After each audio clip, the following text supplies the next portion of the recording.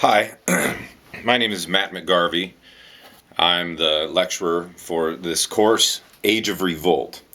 So this is my introductory lecture. I would like to let you know what the course is about, what you're going to have to do in it, what we want to think about, and I'll tell you even something about each of the pieces of reading that we're going to do throughout the semester. Quite a lot of reading to do every week.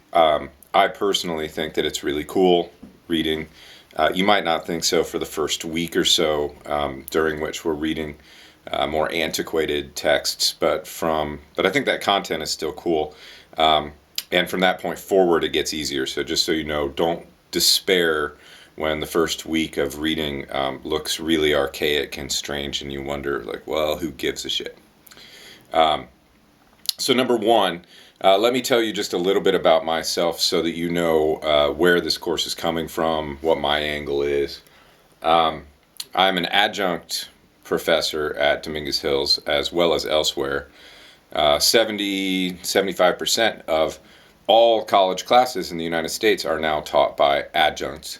That means that we are hired part-time.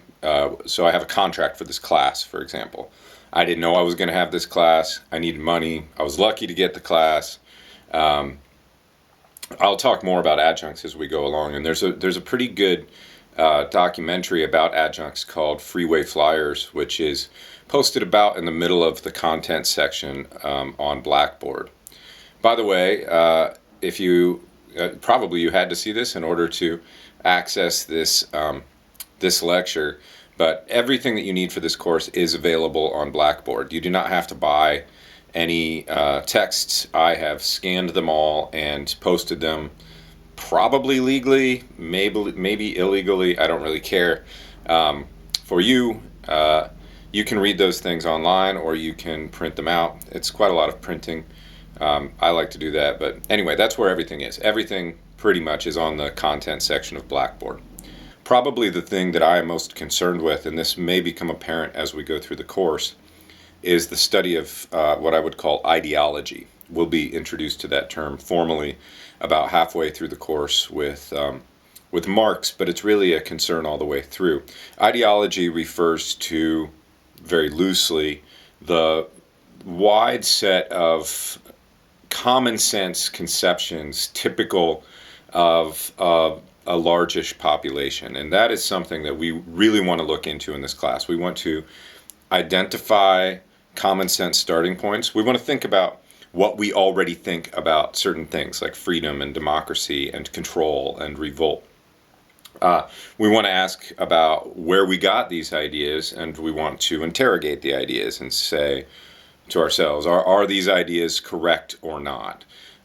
Typically, I would say, the function of ideology is to make us perceive our environment as if it was totally natural and it could not be any possible other way, and therefore there is no point in thinking about how it could be another way, and definitely no point in acting so as to force it to be another way, which is either reforming action or something which is pretty close to the theme of this course, revolutionary action. So what we're really trying to do in this class is use historical texts in order to identify our own attitudes about our world, in order to reflect upon our own relationships with our world, and to alter our attitudes and relationships to that world by thinking through it. That's the idea.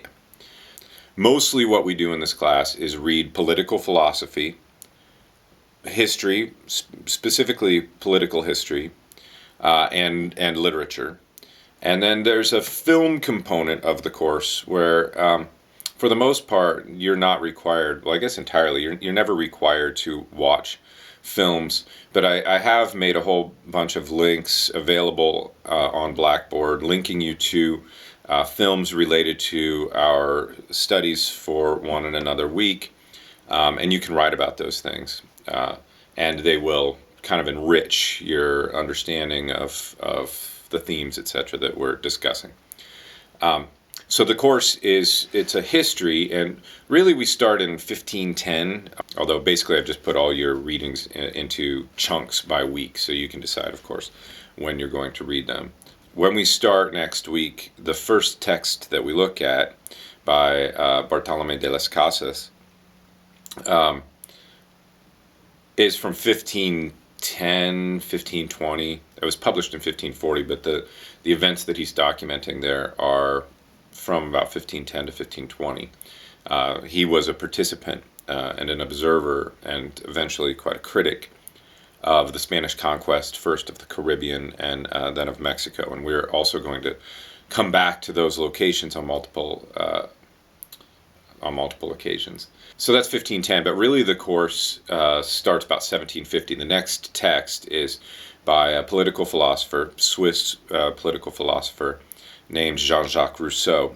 He was a figure who was very influential for the thinking of the individuals who were involved in both the American and then especially the French Revolution. So that writing is from about 1750. That's really where our history starts, and the history goes from there, 1750, right up to 2015, 2016, basically to the present.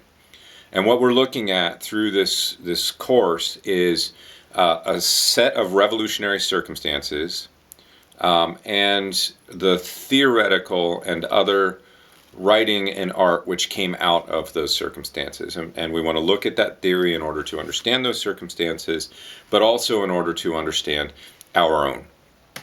So this is the basic idea. We're going to look at the American Revolution, the French Revolution, the Haitian Revolution, revolts of the 1800s, and the Marxist and anarchist theory which that century in Europe produced and which become extremely influential for thinking about revolution around the rest of the world. We'll look at the Russian Revolution, the Algerian Revolution, the Kenyan Mau Mau uprising, in the United States, the Civil Rights period and the Black Power period, and then we end up by looking at the Zapatista movement, with some reference to probably to the anti-globalization movement of the late 90s and early 2000s up through Occupy, and then we'll look specifically at a revolution which effectively is underway, if on a somewhat small geographical scale, in a place called Rojava, which is on the border between Syria and Turkey. That's the historical content of the course. And as I said, we'll be reading these different types of literature about these things as we go along. Now, the point is not to memorize history. It's not to memorize philosophy.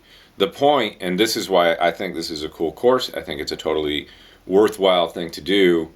The point is, in every single case, and this is what you'll have to do in your essays, this is what I hope that we can achieve when we do online discussions. The point is always to connect the texts, the histories, the theories that we're reading to our immediate circumstance. We want to think about, in the broadest terms, this class is about control and revolt.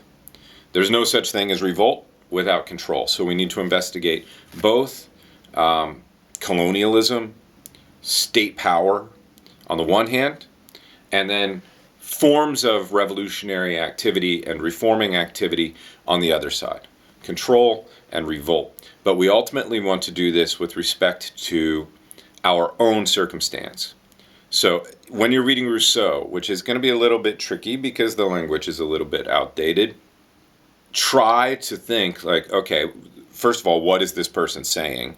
That's the first job, and your reading really will be that kind of job. You have to try and figure it out. You won't always figure all of it out, but you need to try to figure it out as much as you can. And I will test you about your ability to put in simple personal language your understanding of one and another text. But that's a preliminary step. The preliminary step is to figure out, okay, I think this is what this person, Robespierre, who was a central figure involved in the French Revolution, we're going to read also during the first week of our session. I think this is what this person was saying, and here's how it could connect to me. This is always the task. We want to turn, what I'll do in a lot of lectures is I'll present what I understand a text to be saying, and then I'll just sort of reverse engineer a set of questions from that text which bear upon the present. So, for example, Rousseau, in the second of the texts that we'll read from him, he offers a very influential, praising, recommendation, argument about democracy. Rousseau thinks that democracy is the most human form of government, the only form of government, according to him, which is suited to human nature, which, again, according to him, is rooted in freedom. So he offers these arguments about democracy. He offers a very basic pattern as to how he understands democracy to work, what it is. And then he offers a set of considerations about what gets in the way of democracy. Okay, so that's the content, in large part, of the text called The Social Compact, or The Social Contract. It's variously titled. We want to read that, we want to understand it, we want to know the fact that, hey, this was written in 1750 or so, and it's super influential, and it has something to do with the American and the French revolutions. It's good to know that history. But what we really want to do is take those pronouncements about the nature of democracy and that analysis about obstacles to democracy, and we want to ask, like, hey, wait, we're told that we live in a democratic society. To what degree is our democratic society in line with the definition that Rousseau gives? Rousseau, for example, thought that the only real democracy is a direct democracy, meaning one where the citizens vote on all legislation. So that ruled out, and he specifically opposed representational democracy or representative democracy, where we elect representatives who are going to do the legislative work for us. He didn't like that. So this is a starting point for discussing our own relationship to our own alleged democracy. It's also a starting point for beginning to investigate the common terms that we think we know, that we're supposed to repeat all the time: democracy, equality, etc. We can start looking at those things and say, well, do we really know what those things mean? When we say that those things matter to us, do we know what we're talking about? Do they really matter to us? And if they really matter to us, do we really have these things? Do we really have democracy, freedom, equality, and so forth? Now, of course, the answer is always going to be no to some extent, right? The point is to use old texts and history and political theory as a jumping off point to change the way that we think about our own world.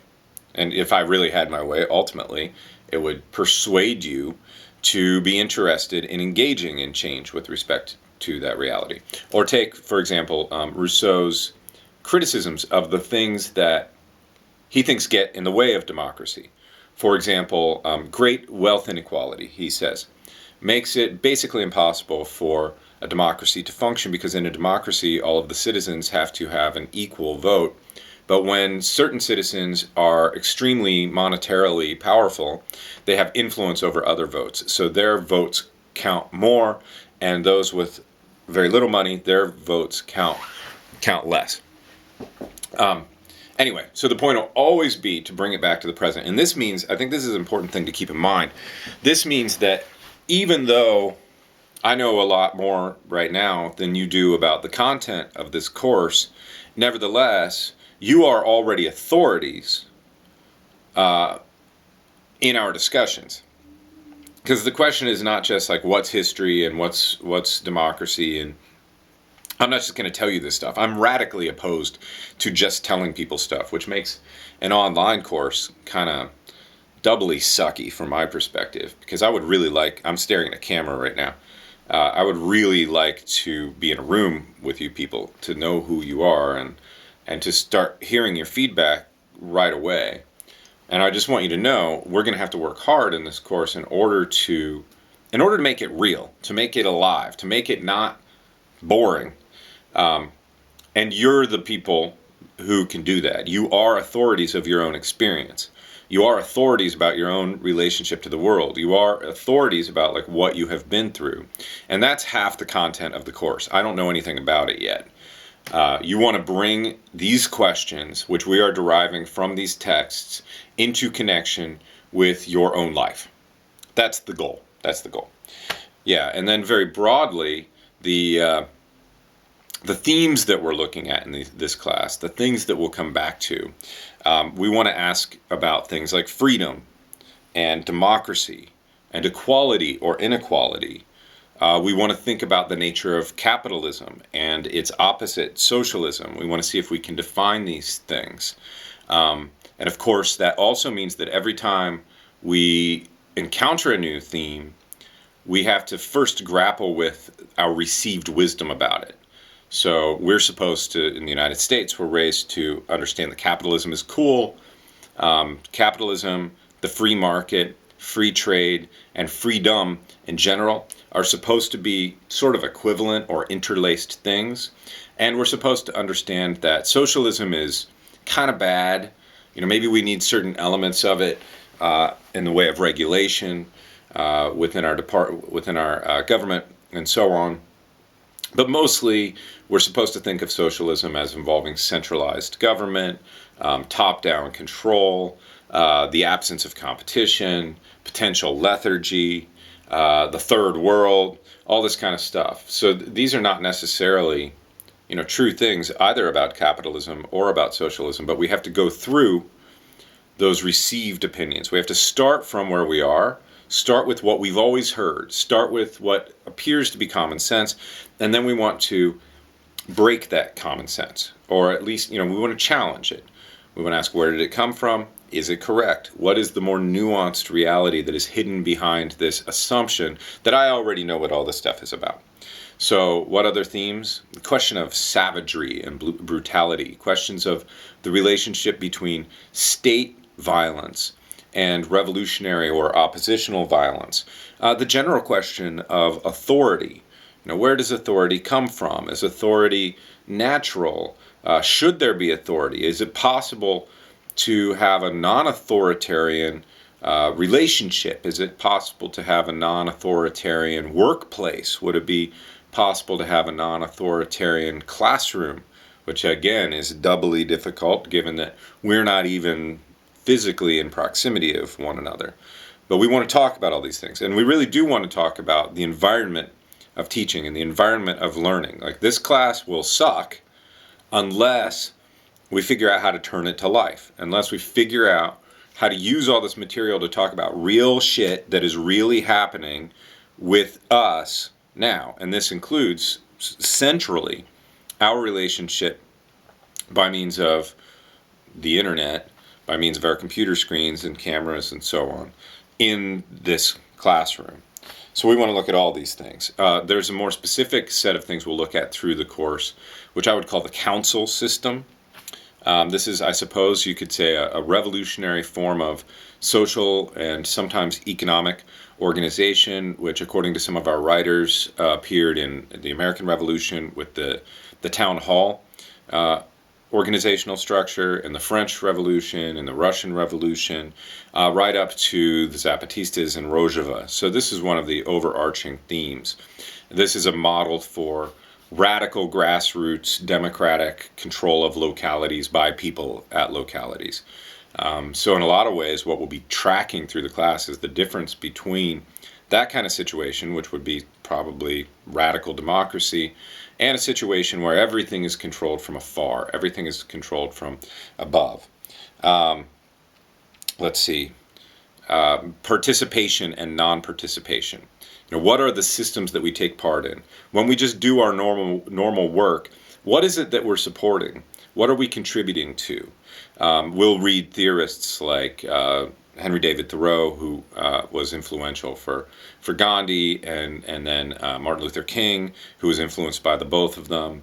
Hannah Arendt writing about the SS officer Adolf Eichmann. All of these individuals have an interest in the question of participation, and they recommend, in one way or another, they recommend non-participation as a kind of initial or grassroots variety of revolt. Like maybe we should just start by thinking about the systems that we're a part of, and before we get all like excited thinking about the formation of guerrilla armies and whatnot, maybe instead we should be a lot more practical and pragmatic and just think about like, well, could I possibly withdraw myself from some of the evils I seem to be a part of?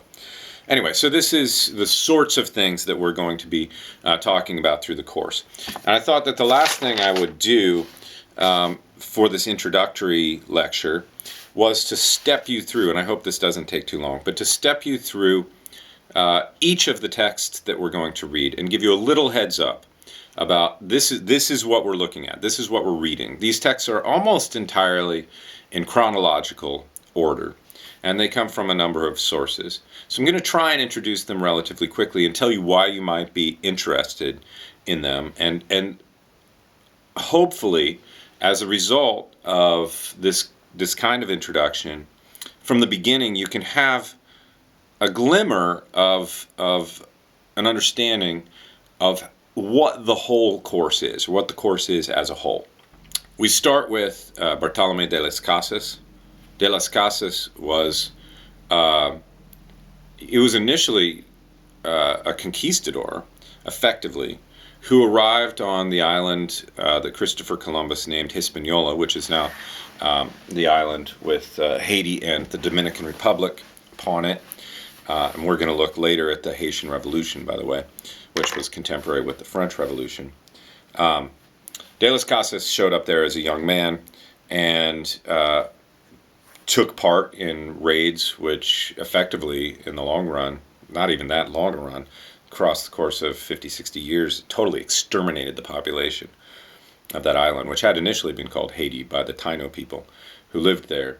But pretty quickly, he became an exceptionally critical individual who he became ordained a priest, I think a Dominican.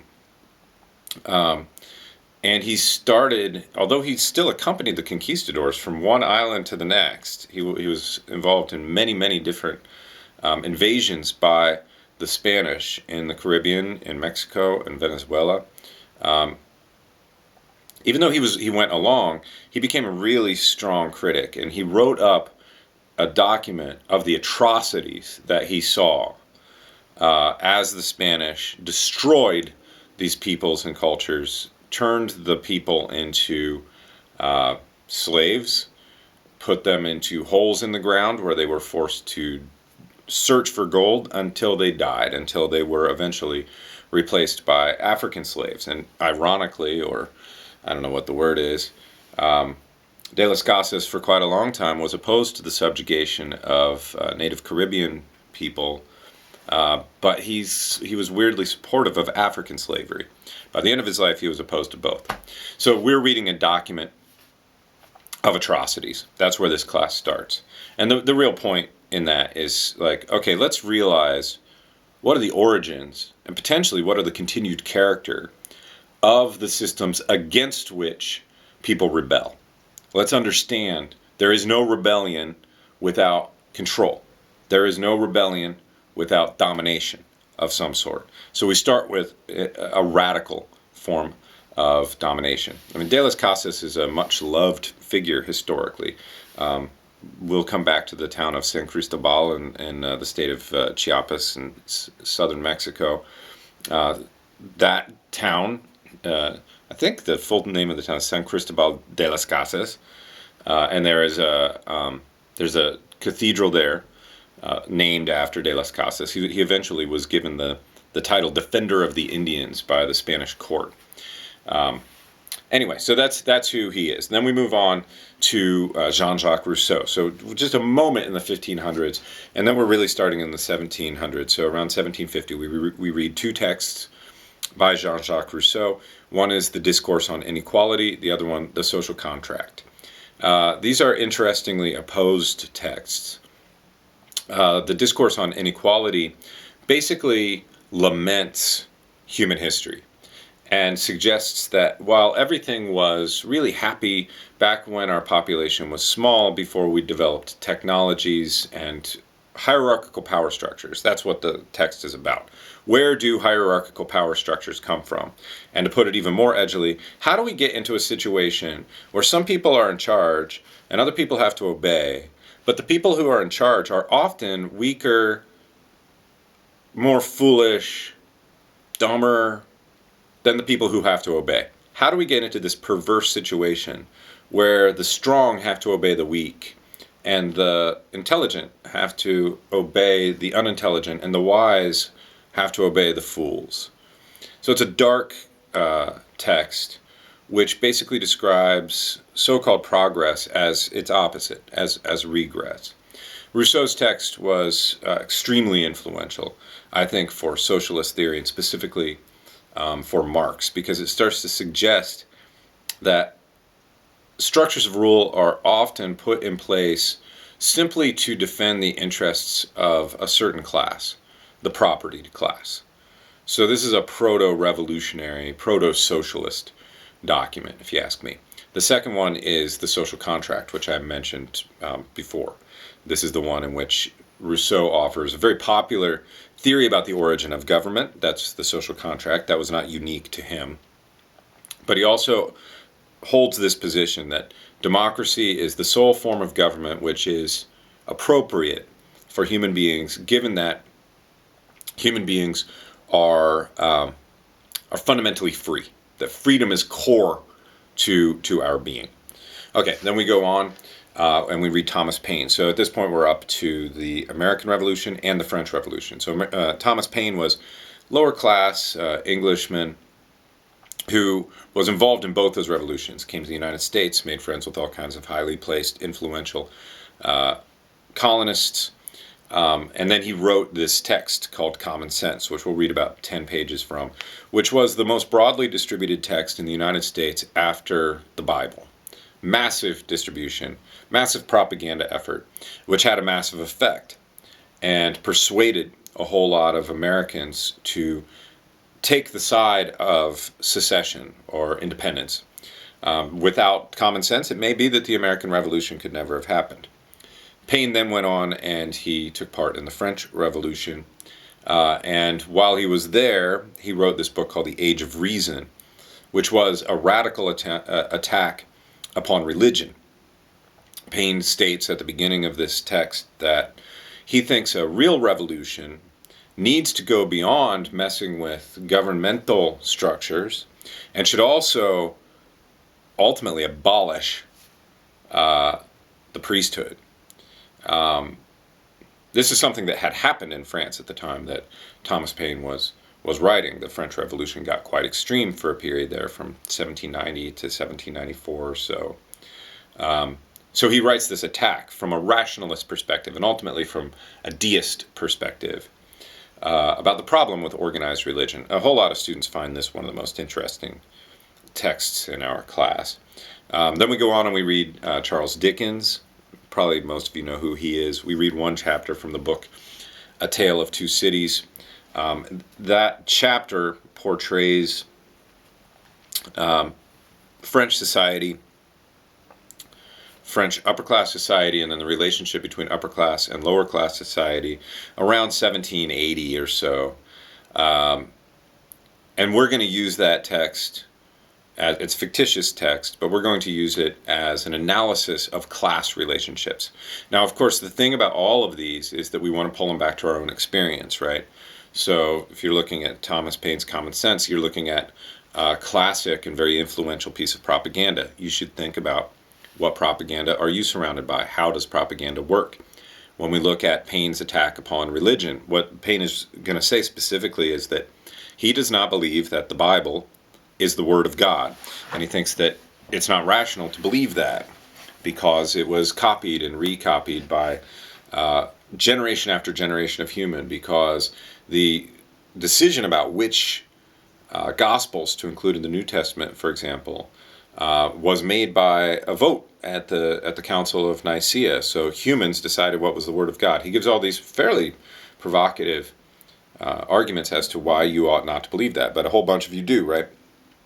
So the question about that is, how do you bring that into connection with your own practice, with your own life? If you're a Christian and you really believe that stuff, and you really believe that the Bible is the Word of God, then you have to grapple with Thomas Paine's argument. How do you respond? Because if you can't, aren't you willfully living a foolish life? You know, willfully choosing things that you yourself don't understand? Thomas Paine would say that's prostituting your mind. That is debasing yourself. So we always want to bring these back into context. Okay, then we go on and we read Maximilien Robespierre. Robespierre is an interesting character, rather like Lenin in a number of ways, actually. First of all, because both those figures were scholarly intellectuals, but who were also involved directly and centrally in revolutionary movements. So they were both theoretical and practical people. So we're going to read a set of Robespierre's speeches, basically, that he presented in the midst of the French Revolution. Robespierre was a member of the Committee on Public Safety, which was a council of 10 people, and on that council there were a few people who had probably more control than anyone else in France during this portion of the revolution. And he takes some positions which I think are really clearly proto-socialist positions. And he offers these really interesting arguments about slavery and about the execution of the king, but the things that we'll talk most about will be the right of people to life, and the question whether the right to life might also include a right to the means to life. Because if it doesn't, then isn't my right to life total abstraction? It's just like words, it's fluff. But if I really do have a right to life, doesn't that mean that I have a right to food? Doesn't it mean that I have a right to housing, clothing, potentially health care, maybe education? That demand, that all of those things have to be provided for before capitalist profit making can be allowed to happen. That's, in a lot of ways, a foundation for socialist thought. And there's a couple of films that I've linked you to there. One is Werner Herzog's Agira, The Wrath of God, which is a kind of pseudo-documentary about conquistadors under Pizarro heading into Peru and basically running amok, losing their minds, mutinying. So there's all kinds of interesting power dynamics in that film, but there's also, like, I think this overarching, I mean, it gives you a picture like what the period was like. That's one of the points of watching it. But it also insinuates, I think, that there is something fundamentally irrational about the striving for conquest and gold on the part of the Spaniards. And then the second film is called Marat/Sade. Marat was another character involved in the Committee on Public Safety, and the Marquis de Sade is the person after whom sadism is named. So he was a famous writer, aristocrat, and pervert who was repeatedly imprisoned for strange sexual practices and so on. But quite an influential person in his own right, and involved in the revolution. Anyway, so this is a really complicated movie based on a play, which is basically a play within a play. It takes place in the Napoleonic post-revolutionary period, at which point, in the late 1700s, Napoleon becomes the effective leader, and then eventually he becomes the emperor of France. So the French Revolution, which starts with an emphasis on radical democracy, ends up with its opposite. So in this later case, this play is performed, and it's performed in an insane asylum where the Marquis de Sade is hanging out. And he has written this play to be performed by the inmates, who are mentally ill in a whole bunch of different ways. But then they're performing a play which happens in the midst of basically of the Terror. The Terror is a period in which the Jacobins, the leading revolutionary party, executed all of their enemies, and probably a whole bunch of other people who weren't their enemies, but who somebody said were their enemies. So it's a really complicated play, which plays around with philosophy and history, and it's a musical, and it's just beautifully shot and beautifully acted. We start by reading Hannah Arendt. We're going to read Hannah Arendt twice in this class. The first one is this day, and it's her writing in a book called On Revolutions about the American and the French Revolution.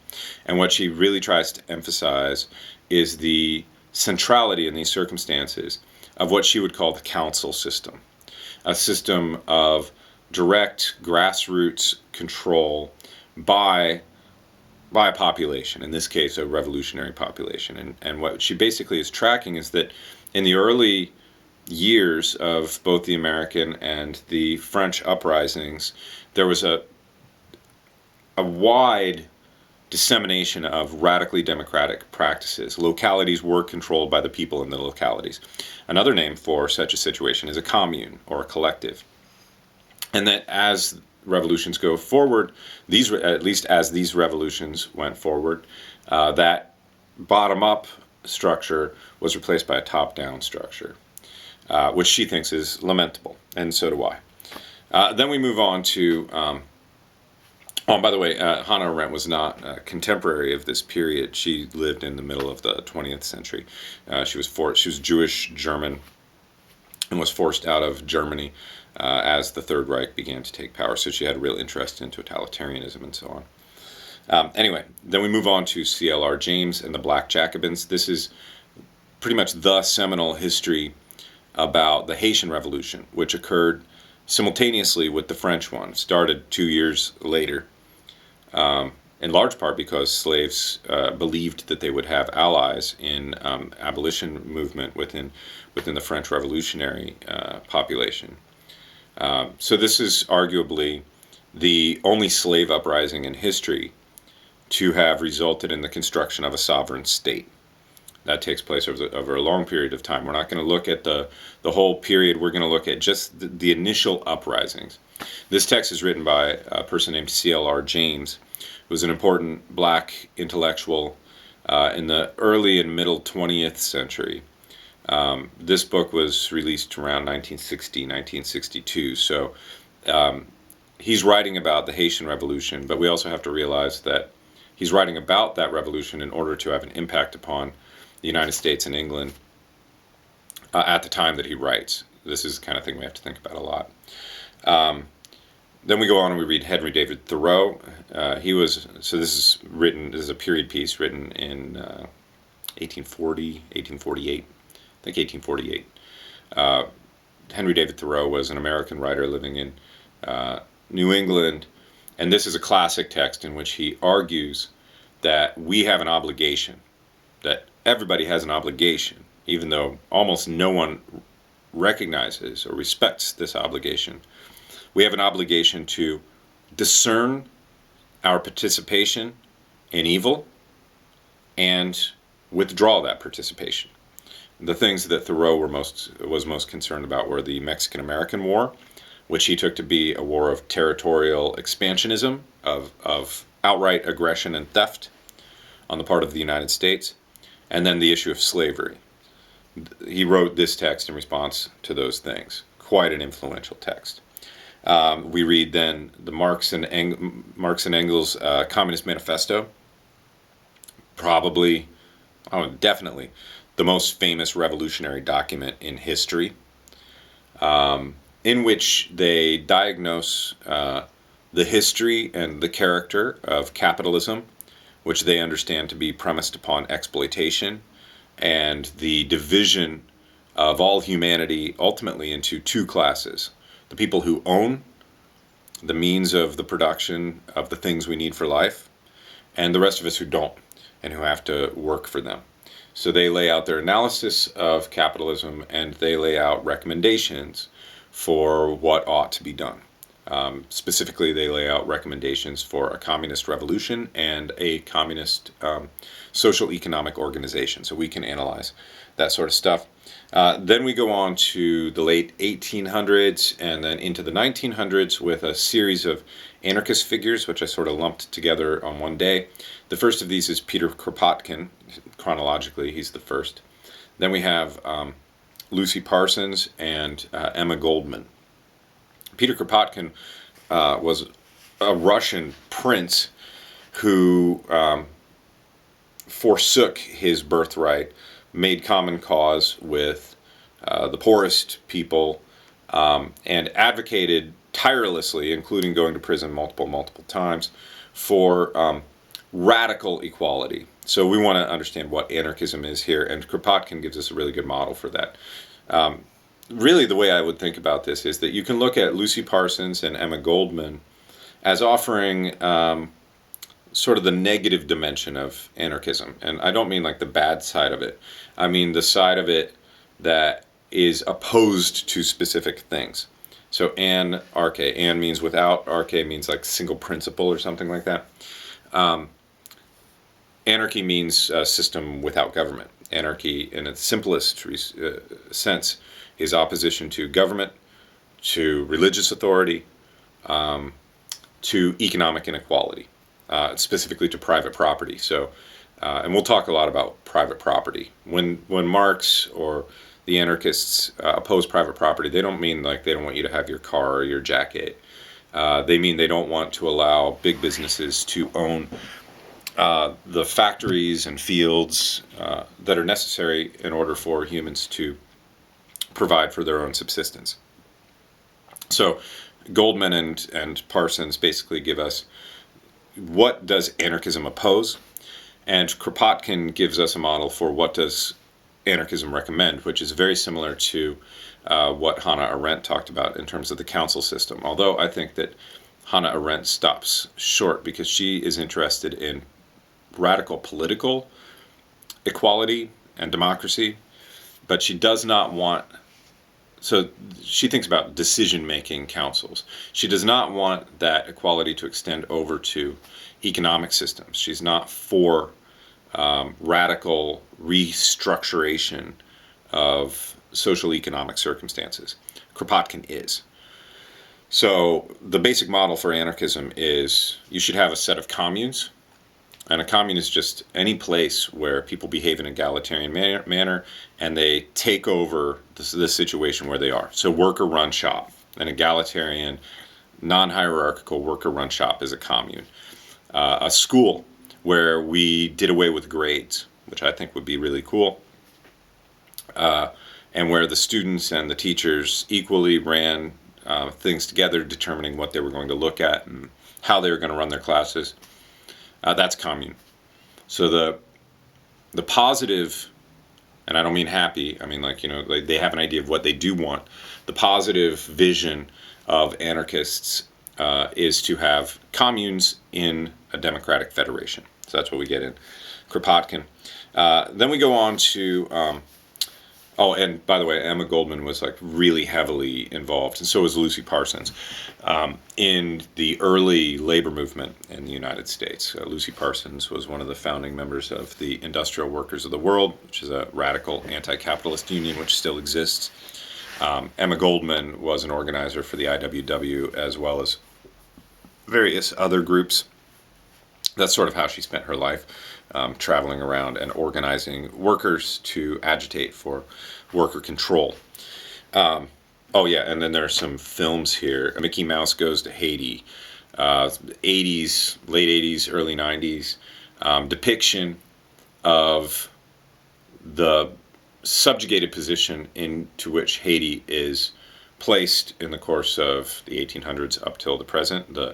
The servile role which Haitian workers are caused to play for the sake of northern profit, in this case the profit of Disney.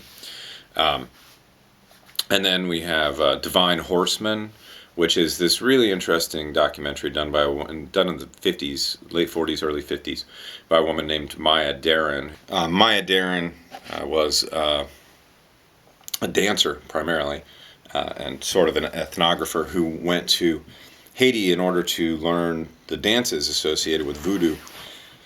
And she ended up becoming herself a practitioner of voodoo. And I put this here because we'll see that, while in some of the earlier texts that we're reading, religion shows up very clearly as one among a few forces of control. religion typically operates in conjunction with state power and the power of owners. But in certain circumstances, it operates in the other direction. I mean, think of Martin Luther King's movement, think of the Iranian Revolution, and then think of the Haitian Revolution. In the Haitian Revolution, voodoo, which arguably was constructed at the very beginning, at the moment of that revolution that we're looking at, it operated as a revolutionary force as opposed to as a stabilizing, state-centric force.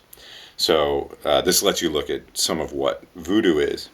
Blood on the Mountain, which I haven't been able to find a link to, but you can check it out on Netflix, is a documentary about the struggle and history of coal miners and their unions in West Virginia.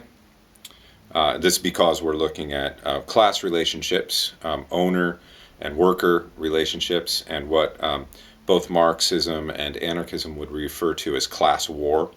And then I put the documentary about adjuncts here too, because I think that the circumstance of adjuncts, our working circumstance is really bad. At Cal State, I do have health insurance, but it's only the second. It's the first place I ever got that as an adjunct, and most places don't have that.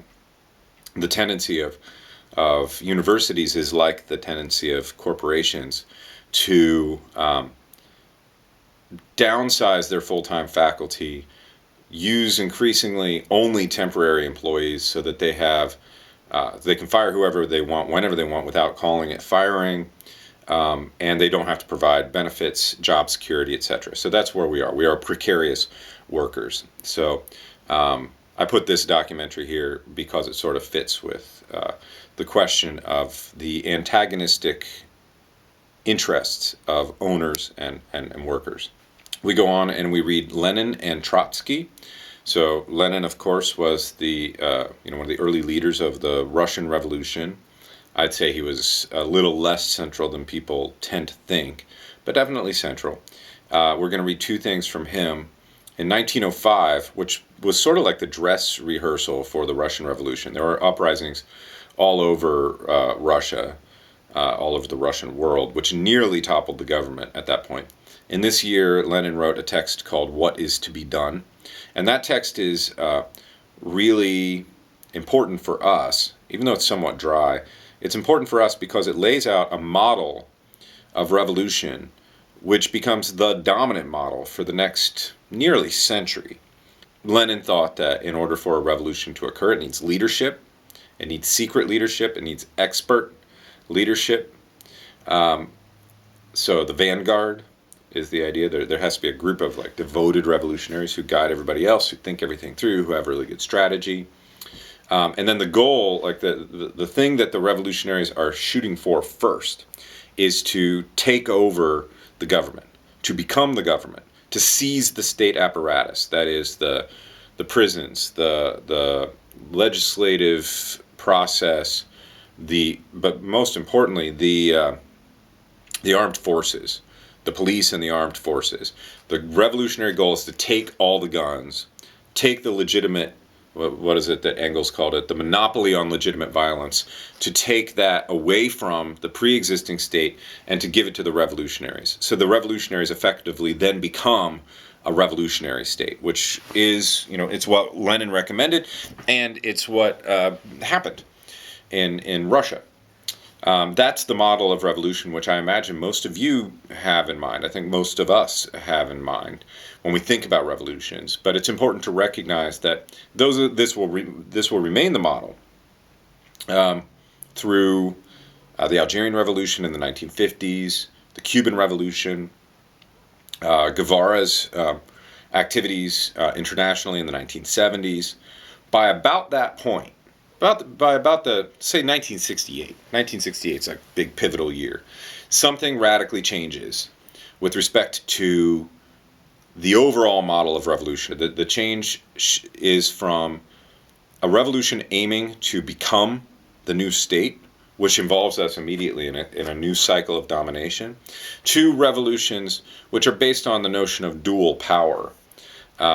when we looked at Arendt and Kropotkin and the council system, we're already talking about dual power. Dual power means that you're attempting to build up a sort of substitute for the state, which is always in conjunction with big property owners.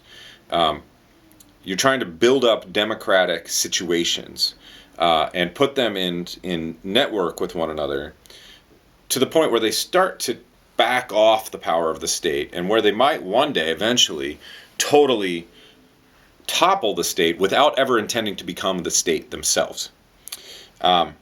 Anyway, so Lenin gives us that first model in What is to be Done, and then in the second text, State and Revolution. And then we read Trotsky. So Trotsky was involved in the Russian Revolution as well, also quite a central figure. He became the general of the Red Army, which fought through from 1918 to 1922 or so, fought against the remnants of the Tsarist forces and this massive coalition of forces from all over the world, including the United States, and won. But he did it mercilessly. He did it with really violent, coercive tactics, which I suppose is the art of generaling. But then fell out of favor because Lenin got sick, had a series of strokes, and then eventually died by 1924, 1925, and Stalin came into power. Trotsky was probably the other most powerful person within the Bolshevik party, and so Stalin did everything that he could to push Trotsky out. Eventually, Trotsky did get pushed out of Russia altogether. He went into exile. Stalin's agents were chasing him around, trying to assassinate him. And during this period, he wrote this text called The Revolution Betrayed, in which he diagnoses what went wrong in Russia. And his basic idea, what went wrong, is that the Bolshevik Party constructed a ruling bureaucracy, which was to administer the means of production on behalf of the population, which is supposedly different from the situation where the capitalists do that. But instead of acting for the sake of moving towards full communism, at which point you wouldn't need a government at all, you wouldn't need bureaucracy at all, just the workers would run everything themselves. Instead of doing that, the Stalinist bureaucracy acted systematically to reinforce itself. This is Trotsky's analysis. Okay, then we move on. We read Hannah Arendt again. This time, this is a text that's sort of in line with that tradition of Thoreau and like Martin Luther King, who we'll get to eventually. This text is called Eichmann in Jerusalem. Adolf Eichmann was an SS officer whose job was to make sure that trains ran on time, and specifically the trains that were taking Jews and homosexuals and gypsies and Slavs and whoever else, dissidents, to the concentration camps. Eichmann probably was anti-Semitic, but not in a particularly virulent way. He didn't seem to really care that much about the Jews. So Arendt portrays Eichmann. Okay, I should back up. After the war, a whole bunch of ex-Nazis fled and tried to go into hiding, and the Israelis, the newly born Israeli government in 1948, set out to find them. And this is the beginning of international courts. So Adolf Eichmann is one of the first individuals to be brought to such a court, and he's tried for his crimes. And Hannah Arendt, at this point living in the United States, goes and, in the capacity of a reporter, to watch and to report upon these proceedings. And what she reports back causes a big scandal, especially in the Israeli and American Jewish communities, because what she ended up saying was like, look, this dude he's not evil in the way that most people think of evil. He's not like Raiders of the Lost Ark, like the crazy dude who's like trying to harness, the power of like the Ark of the Covenant, and like it's this icy, like that's like how we like to think of evil, and specifically Nazi evil. But Arendt's claim is that Adolf Eichmann was just like a regular dude, and he just did what other people around him did. He just followed orders, and he did what he took to be the the preferred course of the most respected individuals in his vicinity. That's the entirety of his crime, really. Of course, what this amounted to was kind of key collaboration in the destruction of millions of people. But from his perspective, all it required was just keep doing your job. Just that's what's right. And so the subtitle of Arendt's essay is on the banality, an essay on the banality of evil. To be banal means to be like boring, like, rudimentary, uninteresting. And the suggestion is that maybe in general evil is like that. Maybe we perpetuate evil in the world just by doing our jobs, just by doing like what everybody else does, just by accepting what the allegedly excellent people among us have already accepted. So this is a huge challenge to participation in large-scale systems. I mean, if you're going to go work for an aerospace firm that makes weaponry, and that's like one of your options here, right? That'd be a good job. You make $100,000+ a job like that, down in San Diego or out by LAX. Arendt's position and Thoreau's position on this kind of thing is like, well, yeah, you could do that, and you could live comfortably, and you could never have to think about it. But empirically, you will be as evil as this SS officer because the things that you are making are used unjustly to destroy hundreds of thousands, if not millions, of people. Food for thought. And we move on to Frantz Fanon. Frantz Fanon was a Caribbean guy, black guy, who grew up under French colonial rule, took part in World War II, fighting against the Nazis, encountered tremendous racism in the French military, went on and studied philosophy and psychiatry, was placed as a psychiatrist in Algeria, also a French colony, at exactly the time, this is 1953, that Algeria erupted into revolution. Fanon took part in the revolution. He supported the FLN, the Front for National Liberation, and he wrote this seminal text towards the end of that period of engagement, about 1962, and died just after he finished it from leukemia. This is the favorite text, arguably, of the Black Panther Party. It was a central piece in the political education classes run by the Black Panther Party. We're going to read the first and most striking essay from that book, which is called On Violence, or Concerning Violence, depending on the translation. And in it, Fanon basically says, hey, look, it would be really nice to think that, reform and discussion and slow progress and all this kind of stuff would reverse the absolute exploitation of the so-called wretched of the earth. That's the name of the book. But that's not going to happen. Colonialism, he says, is based on raw violence, and it produces raw violence in the bodies of the oppressed, and it is necessary for the oppressed to bring themselves around one day to the point where they are ready to confront their oppressors violently and kill them and drive them out. It's a harsh and quite beautiful text, written in a lot of ways from a psychiatric point of view, but also from a revolutionary point of view. And, in a lot of ways for us, it'll feed into a discussion about violence versus nonviolence.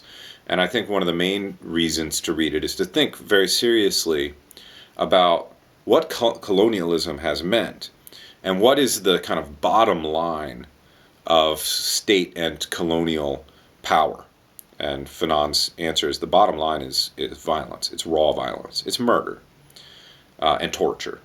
And of course, in the course of the Algerian Revolution, famously, terrorism as we now conceive it, like, for example, bombings in civilian spaces, rose. It was developed as a tactic by the FLN at the same time that state terrorism rose. Specifically, the mass incarceration of large portions of an innocent civilian population and the systematic torture and often killing of them. These two things, state terrorism and revolutionary terrorism, move in lockstep. So this is a way to analyze a whole lot of contemporary situations. There's all kinds of historical consequence from the Algerian Revolution. French officers who were directors of interrogation techniques in Algeria went on and taught the same thing to the junta in Argentina, in Chile. They taught at the School of the Americas in the United States. They were therefore in large part responsible for teaching techniques to CIA and CIA-backed anti-communist factions in Central America. Like a whole lot of today's landscape of state terrorism is inseminated and disseminated from Algeria. Okay, then to Martin Luther King. And the reason for this is largely that we're moving chronologically. So we're going to read this famous piece of literature that King wrote from the jail in Birmingham called Letter from Birmingham Jail, in which he basically describes what his program for nonviolence is and how you do it. And we're going to look at the context around him. We'll look at a couple of, some footage of that particular demonstration of the march to Selma. We'll look at King in a variety of ways. And then right afterwards, we look at Cesar Chavez, who is a little bit later. This is late 1960s into the early 1970s. We'll look at the Plan of Delano and the strike that was a part of, which Cesar Chavez led, which ultimately led to the formation of the United Farm Workers. Chavez understood himself on a Christian basis and also on the basis of Martin Luther King. He thought Martin Luther King's adoption of nonviolence, which had come from Gandhi, which I used to include in this class, but I had to rule out certain things, which is also based in a certain way on Thoreau, although he's not necessarily pacifist. Anyway, so at this point we're looking at something short of revolution with King and Chavez. We're looking at reformist and integrationist movements, and one of the things that we'll want to understand is how does that movement historically, the early civil rights movement, which involved not only Martin Luther King but SNCC and other organizations. SNCC is the Southern Nonviolent Coordinating Committee, which eventually became the Southern National Coordinating Committee because they no longer wanted to call themselves nonviolent. We'll read Stokely Carmichael. He was a key figure within SNCC. We have the early civil rights movement, which certainly emphasizes nonviolent action, and it's followed immediately by the Black Power movement. And one of the simplest reasons for that is that they shot King, which in a lot of ways convinced people like, well, nonviolence doesn't work. Anyway, so we want to look at these two things, and we want to develop opinions about like which of these styles of alteration of an existing and problematic dominating structure is ultimately more desirable and more effective. Okay, so that's the end of week 3. Movies for that week: the battleship Potemkin, piece of Soviet agitational propaganda. It commemorates the uprisings of 1905, and it offers this like really lucid set of diagrams, the way I see it, showing the Marxist analysis of class relationships of domination. The Man with the Movie Camera, made by Zhiga Vertov, also the early 1920s in Russia, which is actually quite a free time in terms of cultural production. That ends when Stalin comes into power. Man with the Movie Camera, the basic idea, I mean, it's got all these like early, camera tricks that nobody else had really done. But the basic idea that Vertov had was like, hey, look, media could be used not just to sell a whole bunch of like, Disney style fantasies or like romantic, I guess this is pre-Disney, romantic fantasies, or to show, the lower classes how the upper class lives and how nice it would be to be rich. Instead, we could use film and by extension, all of media in order to produce an honest and true and total picture of the society in which we live, and specifically to emphasize the productive dimension of that society, how our work, our collective work, produces our society. This is the goal of the film. It's a really cool film. You'll also notice, though, if you watch it, that the workers are smiling all the way through, which is probably total bullshit. So it's also a falsification of the reality of Soviet working hours or whatever. The Battle of Algiers, very super accurate film made in this photo verite style, like trying to look like real newsreel. Made around like the end of the Algerian Revolution, made using by this Italian kind of Marxist-oriented director named Gillo Pontecorvo. Made using only one professional actor, and that was an actor who had been involved in, he'd been a paramilitary in French Indochina, which is Vietnam. Before the Americans were in Vietnam, the French were in Vietnam. So from the Vietnamese perspective, the fight against the Americans was just chapter 2 of decolonization. Anyway, everybody else in Pontecorvo's film, The Battle of Algiers, had been involved in the Algerian Revolution. They were just regular old Algerians, and in fact, one of the FLN leaders even plays himself in that film. The film was banned in France, in large part because it emphasized something that nobody could deny anymore, because these testimonials had come out about the systematic use of torture by French forces. It was repressed by the French government, and then it was repressed by threats from right-wing groups. There's actually a number of things in this class which were repressed or censored. Let's see. And then there's a documentary called Concerning Violence, and Concerning Violence is really good, narrated by Lauryn Hill. It's all original footage of the colonial world, like what did colonialism look like as these white Dutch and English settlers are waited on by these native Africans. It's really grotesque and startling pictures of what that looked like. And then footage of various anti-colonial movements in Africa, like traveling together, documentarians traveling together with actual guerrilla forces. And then text straight from Fanon's text. So it's a direct reading of this seminal thing written by Frantz Fanon. Okay, then we go on to week 4. So we're on to Black Power. We start with Stokely Carmichael, who was a key organizer in his early 20s for SNCC, and who became dissatisfied with the nonviolent movement. And he's, most people say, the first person to start using the term Black Power.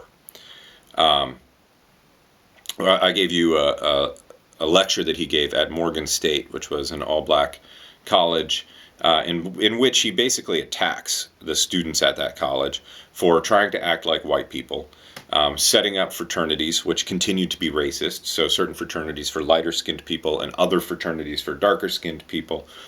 And he talks about a number of things. He talks about Black Power, and maybe most centrally, he talks about the power of definition.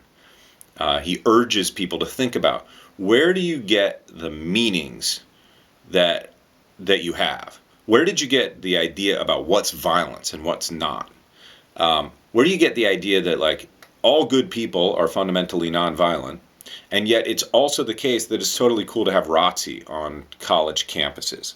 Who is defining your terms for you? And he insists that it's necessary for people, and especially black people, to seize control of those terms and redefine them for themselves. I find Carmichael to be one of the most powerful speakers I've ever heard. You'll see him in the Black Power mixtape, and I'll also put up a couple of other snippets of him talking.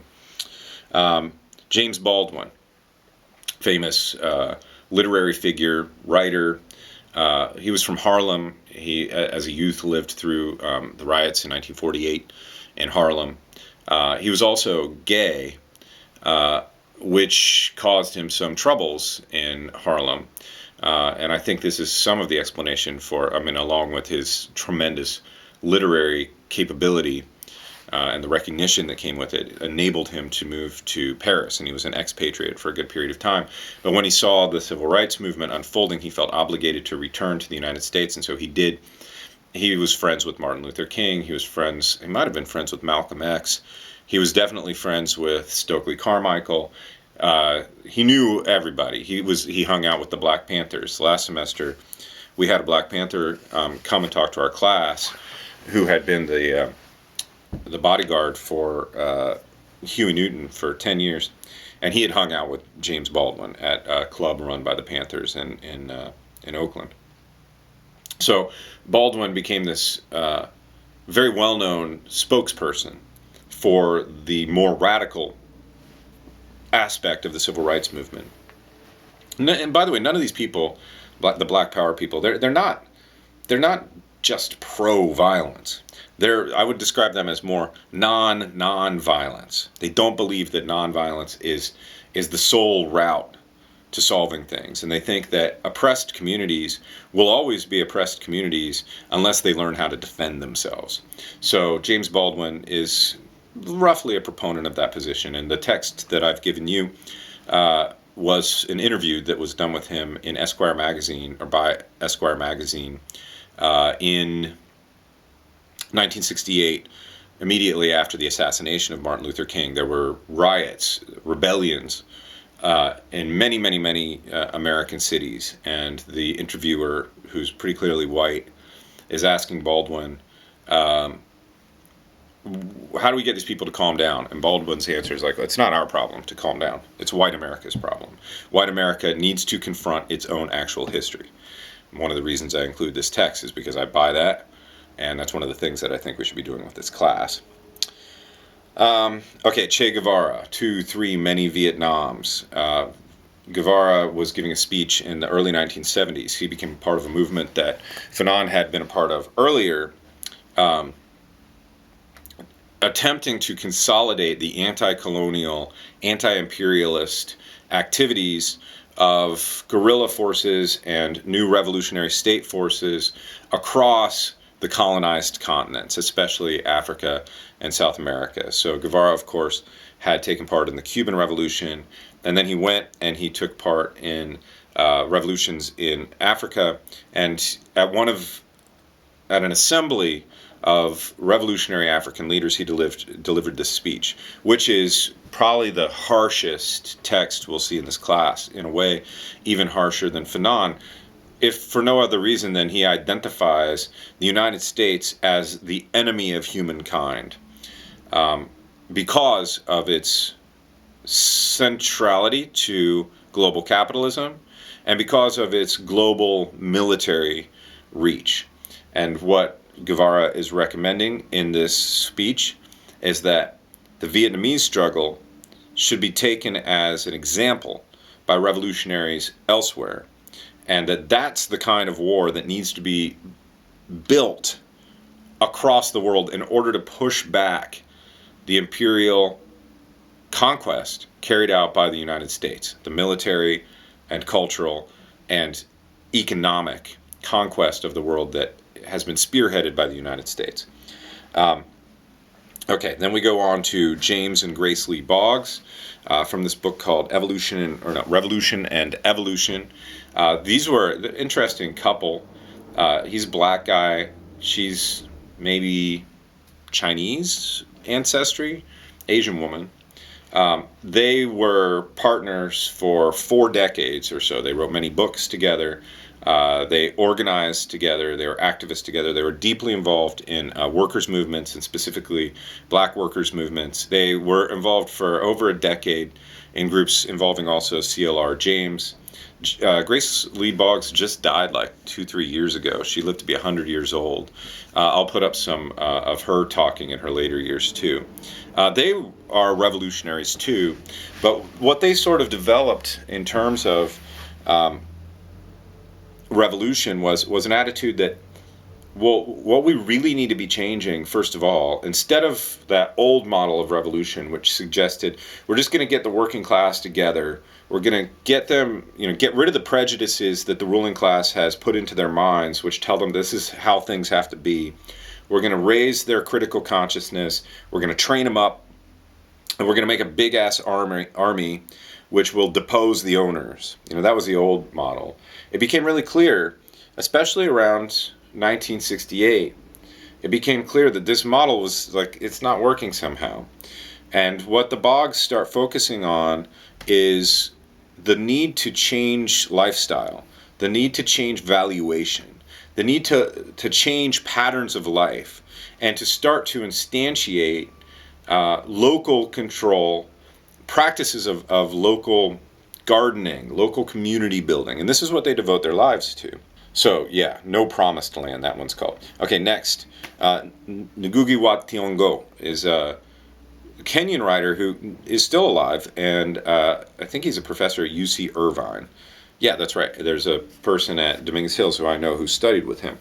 A lot of his interest has to do with the colonial effect upon culture and colonialism's effect upon language. But this book, Devil on the Cross, is a really powerful indictment of capitalism in the Third World, and of what I would call neo-colonialism. This was a book that Thiong'o wrote while he was in prison. He wrote it on toilet paper, and it was smuggled out. It's fascinating, beautiful. I mean, it's a fictional book about real historical circumstances. And what it basically traces is the movement from the 1950s, at which point there's a movement in Kenya for greater local control. It gets called the Mau Mau, but I'll give you, there's a couple links to documentaries that'll show you that that name Mau Mau was actually made up by the English. This movement is basically forced into a guerrilla and militaristic framework by colonial forces, which sought to exterminate all the organizing that was going on. Anyway, eventually Kenya achieves independence, but Thiong'o's analysis is that this independence is fundamentally false, because what happened was that the colonial masters, they just made themselves unapparent. They moved into the background. They let there be black leaders in Kenya, but they kept their holds on those leaders. They picked the people who had served them best during the colonial period, and the new administration simply facilitated the further rape, pillage, and exploitation of the country by northern capital. So I put this, this is written in like the early 80s, maybe 1980.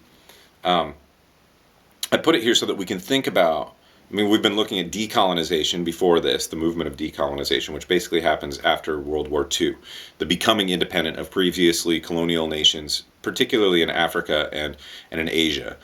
Independence movements in South America happened in the 1800s. So we look at decolonization and the development of independence, but what happens globally for the most part is that independence is short-lived, and each one of these independent nations is forced back into a global regime of what becomes neoliberal capitalism. And this is what Thiong'o is analyzing, but he does it in really harsh terms. He calls it modern theft and robbery. That's what capitalism is, theft and robbery. Okay, then movies for that week, the Black Power mixtape, and I Am Not Your Negro. Black Power mixtape was made by the same individual who made the Concerning Violence documentary, and it's beautiful. It's made all out of original material that was captured by Swedish film crews, so it's like a lot of stuff that you may not have seen, documenting the Black Power movement in the United States. It starts off with Stokely Carmichael. It's beautiful, really, really powerful. And then I Am Not Your Negro is James Baldwin. This is the project that James Baldwin was working on before he died, and it was put together, notes of his were put together into this documentary, focusing on relatively the same period. The Zapatista movement. The Zapatistas are a revolutionary group, but revolutionary on a new model. They are not aiming to take state power. They aim instead to control their own territory. So they're an autonomously based, council-based, radically democratic, you could say anarchist, organization of largely indigenous people, refugees from South and Central America, and a few radicals who were pushed out from the bigger cities in the generations before, who organized themselves, I mean, first with the church, with the radical church coming out of liberation theology in the Medellin conference in the 1970s, and then by Marxist radicals, or with Marxist radicals in the 1980s. They became public in 1994, January 1st, 1994, which is the day on which NAFTA went into effect. And they marched into the town of San Cristobal, briefly took it over. More importantly, they took over a whole bunch of ranch lands, the lands of some 2,000 ranchers, on which they had previously worked as exploited laborers. They took over that territory, and they began to extend. They had already built some autonomous communities. They began to extend their autonomous communities. So we want to look at that movement. And then we have a piece of writing from the most well-known of the Zapatista leaders, although they'd rather say that they're not leaders as much as they are representatives. Subcomandante Marcos. Sub because he's not in charge, supposedly. So Marcos writes this, like, I think, very clear and lucid document called The Fourth World War Has Begun. This is written about 1999, in which he diagnoses contemporary capitalism. He diagnoses sort of the situation of control and revolt globally in 1999. The Fourth World War has begun, meaning we had the First World War, the Second World War. The Third World War was the Cold War, which was not actually cold because it involved these massive conflagrations in Vietnam and Afghanistan and so on.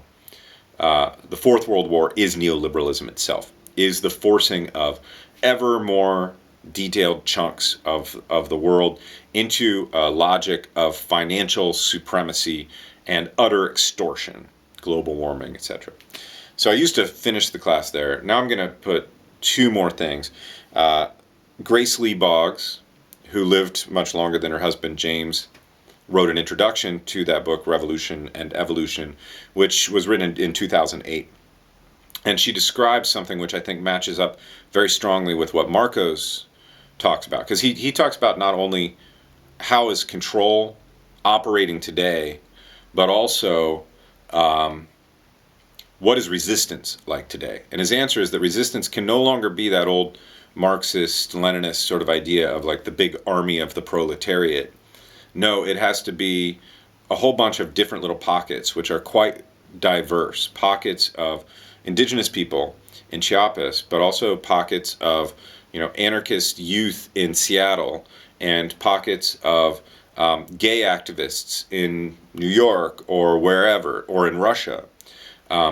Pockets of individuals or groups of individuals who have been forced into a bad situation and thereby are forced to resist in their own way, according to their own standards, according to their own conditions. So he thinks that contemporary resistance has to be a, what does he call it, a quilt of radically different movements, hopefully mutually supporting one another. And this is his hope for altering things as we go forward. Grace Lee Boggs, I think, she doesn't reference, well, she does reference the Zapatistas. She doesn't reference Marcos in particular. But she is extremely interested in local grassroots projects. And she basically just traces all the kinds of stuff that she and James and then people afterwards did, especially in Detroit. But what we're moving towards is sort of like a model of like where resistance stands today. What are the various forms of revolt which exist today? One thing we could say about that is they are far more anarchist than they are Marxist. And then we end up with a book, the writing of which I don't care that much about, but the topic of which I care about quite a lot, about the revolution in Rojava. So Rojava, most people don't know about. You probably have heard of the Free Syrian Army. You may have heard of the Kurds and the Kurdish independence movement, or of the PKK, which, according to the Turkish government, is a terrorist organization. But most people have not heard of Rojava, and that's because we're prevented from hearing about it. I know of a bunch of Rojava activists recently who all had their Facebook accounts closed to prevent their disseminating information about Rojava. But Rojava is a set of 3 autonomous areas on the border between Turkey and Syria, where for the past 10 plus years, autonomous organizing has been going on. They've been establishing a system that they call democratic confederalism. It's very much like the council system and the commune system that Hannah Arendt and Peter Kropotkin and, in a way, Marcos have all thought about. This is a place where radical gender equality is being practiced, radical democratic decision making is being practiced, radical economic equality is being practiced. Government is being carried out by local groups of people where there are certain rules requiring that there be equal representation from men and women, between different ethnic and religious groups. It's a fascinating situation. It's quite likely. I mean, the Turks bomb Rojava on a regular basis because the organization in Rojava stemmed from the PKK. The United States has worked together with the militias in Rojava, and there are two, the YPJ and the YPG, a women's militia and a men's militia.